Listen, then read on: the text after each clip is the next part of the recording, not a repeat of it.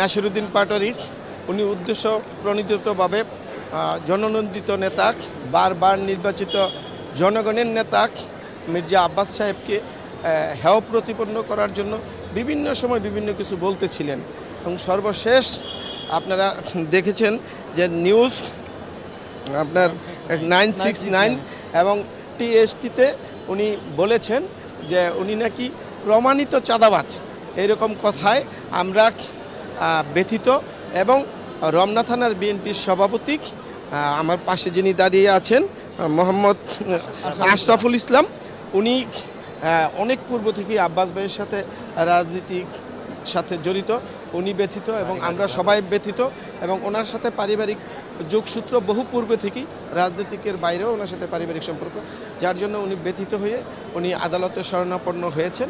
এবং ফিরিস্তি যুগে উনি ওইসব নিউজ এবং ভিডিও ফুটেজ পেনড্রাইভের মাধ্যমে বিজ্ঞ আদালতে দাখিল করেছেন।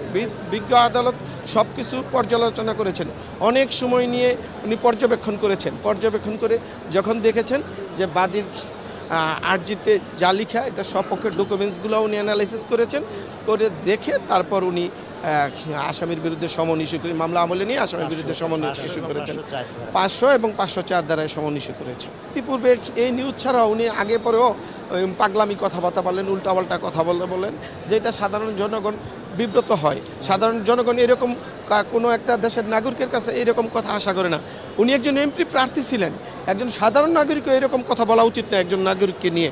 উনি যেইভাবে কথা বলেন, মানে যেই ল্যাঙ্গুয়েজে কথা বলেন, যেই মানে বাজে রকমের কথা বলেন, এটা কেউ কারো প্রতি আশা করেন না। এই দেশের স্বাধীন দেশের জনগণ কেউ আশা করেন না এরকম কোনো